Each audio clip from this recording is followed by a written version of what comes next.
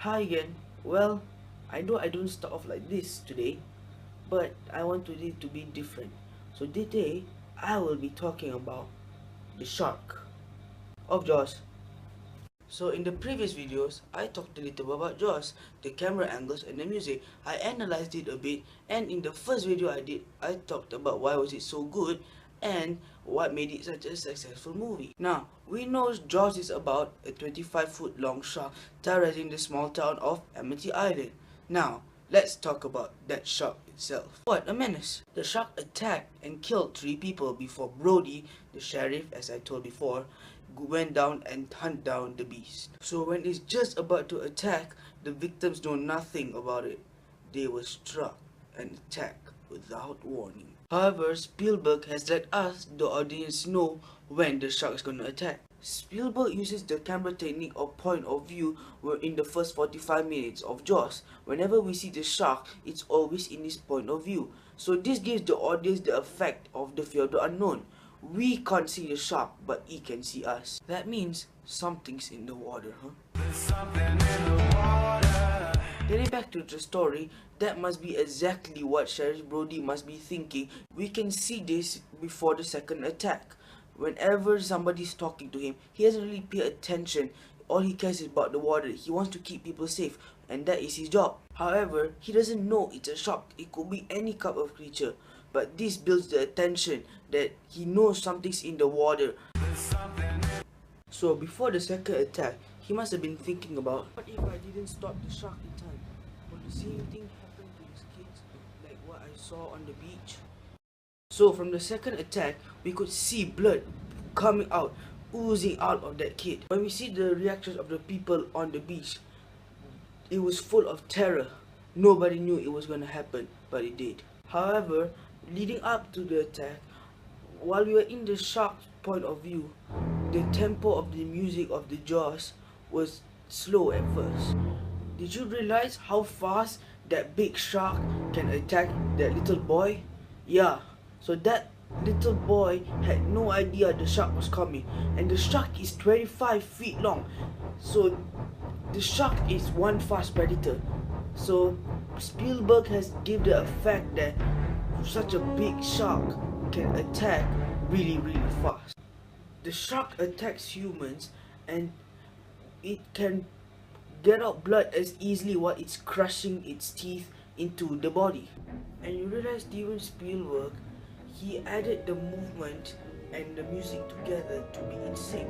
But as it edged closer to the prey, meaning the kid, the tempo rises and rises and rises until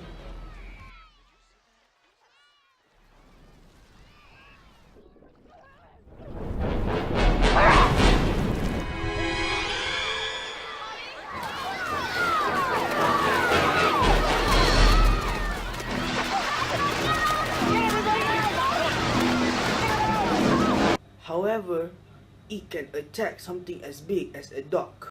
In Jaws, in one of the scenes, the shark attacks one of the jetty.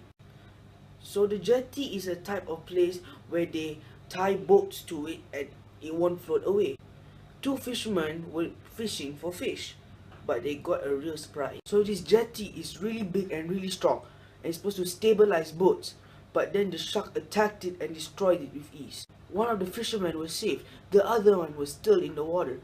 So they know something's in the water. Can you please stop that? Thank you. So going back to the point of the shark destroyed the jetty that easily. That gives the audience the fact that this shark can just attack anything and it will break down. Maybe not like a steel boat, but something from the dock will get destroyed if the shark persists on wanting his food. And to show that the jetty has been destroyed, Spielberg used a long shot. So that is what happens in the movie. Here are some facts about the shark. Shark isn't real. However, before they actually made the tin shark, they actually wanted somebody to tame a real great white shark.